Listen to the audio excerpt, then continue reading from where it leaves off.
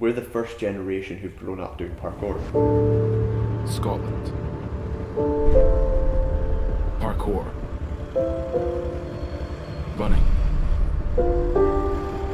Movement. Jumping. Community. Climbing. Active. Free. Welcome to Extreme on Screen.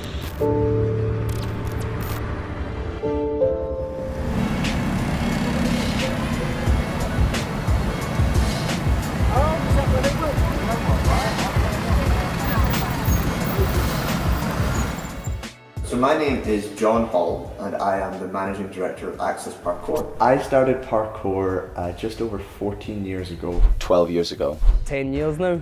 Just over a year now. 6 or 7 months. Parkour, when it started, was mostly made up of young men looking for direction, and it kind of grew out of this attempt to take control of who we were and what we wanted to do with our lives. And there seemed to be something in the message of parkour which simply said, your life is your own. So parkour is a sport where you basically run, jump, climb, rotate, crawl over, around and under objects.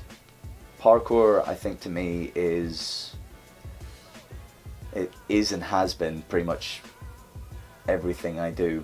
Like, since I was about 12, I wanted to be a parkour coach. It's interesting because it sort of has split off into three sort of categories, as it would be. The one that everyone knows is parkour.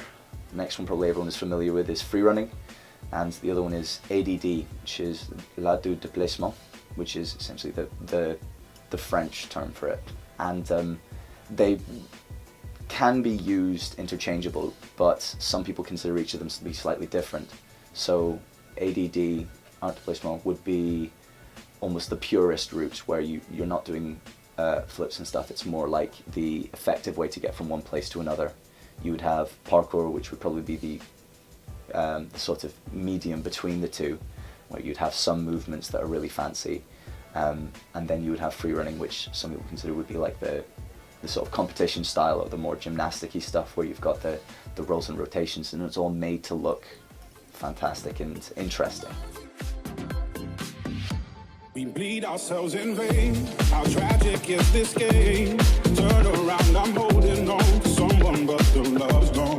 Carrying the load with wings that feel like stone. Knowing that we nearly fell so far, now it's hard to tell. Yeah, we came so close, it was almost love. It was almost love, it was almost love.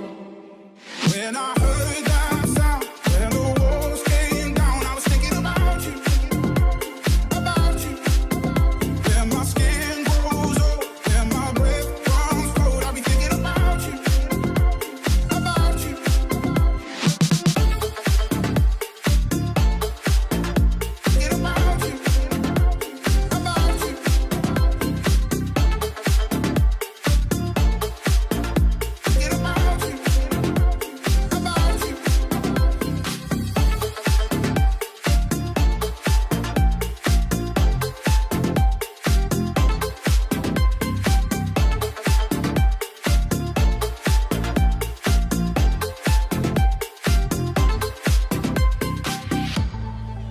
I think I started off doing parkour because it was cool, and I continued doing parkour because I wasn't. When I was a kid, it was the uncool thing to do. Like, no one thought it was cool when I was young.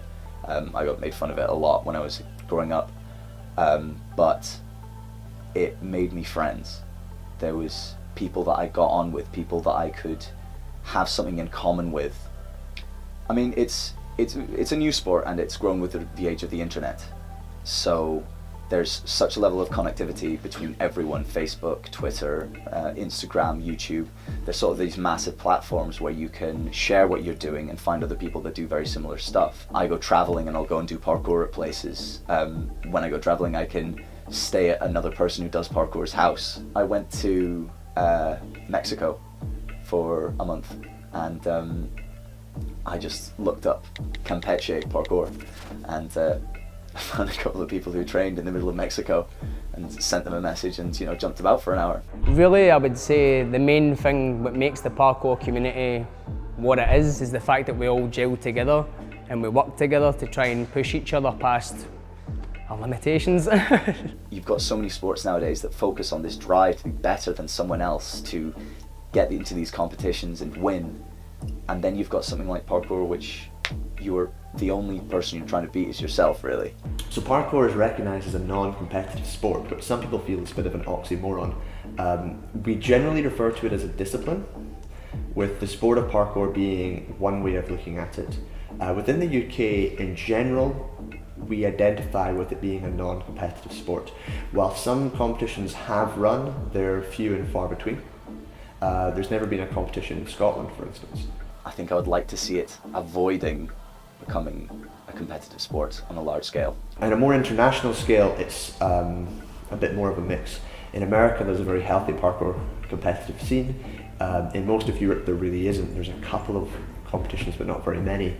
Most people who practice parkour don't see it as competitive. They see it as something you can compete with yourself in. To put something in front of you that you've never really been good at in the past, and to slowly but surely see yourself building up and progressing and getting better is just a really good confidence builder. I had a taxi driver come in because his son likes to come to parkour, and he went, "Ooh, I've always wanted to do a handstand." And we got him in and we got him doing it, and he did a handstand for the first time in his life. And it's just this huge range of people that can engage with the very simple message, which is move. There's more to parkour than just jumping on walls and climbing walls. There's a whole array of pushing past your mental fears and physical fears.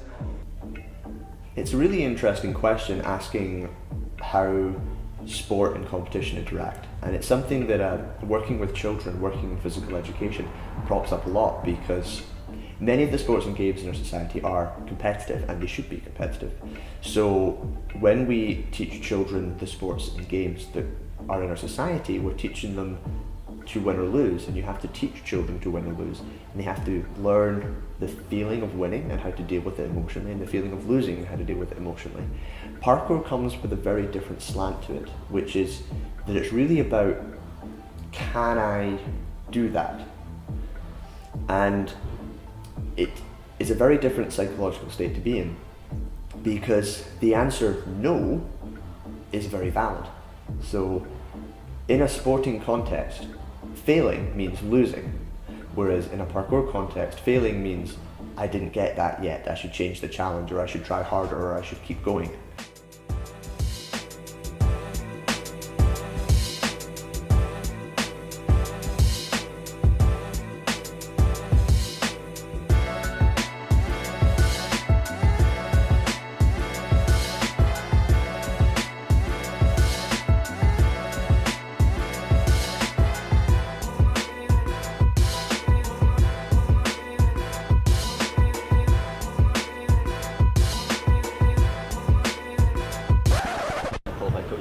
Okay, I'm not arguing your qualifications here. What I was arguing is that you're doing outside the building which I'm responsible for the safety of. Most of the public, quite often, when I first started, thought that we were just vandalising things, jumping on things. We used to get lots of people saying that we were trying to break walls by jumping on them. When we started doing parkour, our most common thing was passers-by stopping us and telling us we can't do that, telling us that we weren't allowed to move in public spaces, which is a very odd thing to think about now, 15 years down the line, because parkour is the most popular sport on YouTube, and almost everyone has seen a parkour fails video, and everyone understands the concept of people moving in public spaces is accepted. But 15 years ago, it was considered very odd to see some people climbing on walls. They were assumed to be doing something illegal. When I was living in Shetland, we were jumping around on a wall around a park. We had, a couple of younger guys training with us. I was maybe 15, and we had a couple of guys who were about 12, and an old guy comes up to us and starts yelling at us that we're not allowed to be on the wall because it's private property. And we're in a bit of no man, we're just jumping around, it's okay. And he tried to hit one of the kids with his cane to make him get off the wall. So we did, we stepped off, and then he called the police on us. As the word parkour began to enter the public persona, we saw a shift in understanding. These days we don't get stopped by the police, we don't get anything, These days we sometimes do get stopped by the police, but that's normally to ask us questions or take a video. Moving in public is something that we see as being accepted these days. And security guards tend to become more enlightened. So long as we're not damaging things, so long as we are keeping ourselves and others safe, they're generally quite happy with it. I have never had a significant injury from parkour. You put the limits on your own training. If you join parkour thinking that you're going to be jumping crazy heights and big buildings, then you're maybe aiming a bit too above your own limitations. You should learn to maybe go step by step, learn the basics, and then once you've mastered the basics, keep on mastering the basics, keep going.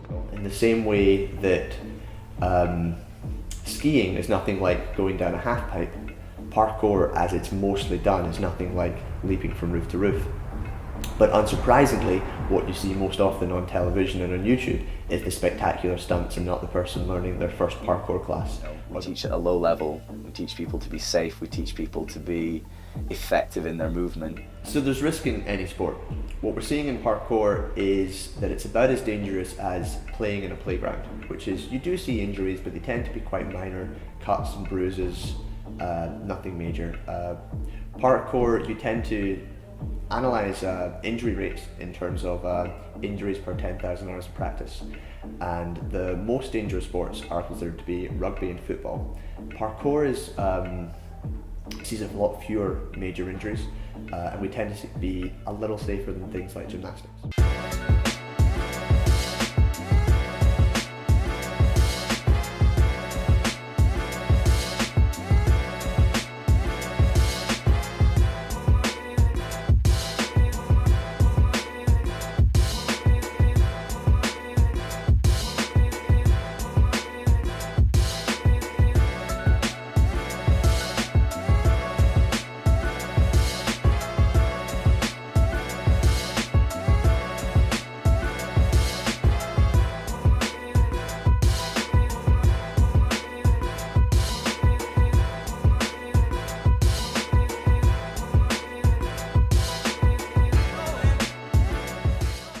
One of my very silly dreams is for parkour to become boring. Parkour should become something so fundamental to our society that it's taught in our schools.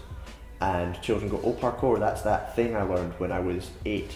It was a home that was non-judgmental to people who didn't really have a group of their own. Everyone's really friendly. The atmosphere here is so welcoming, and like they want to push you every single time you're here. I made so many friends. I would definitely recommend it. Do it as fast as you can, and I will teach you.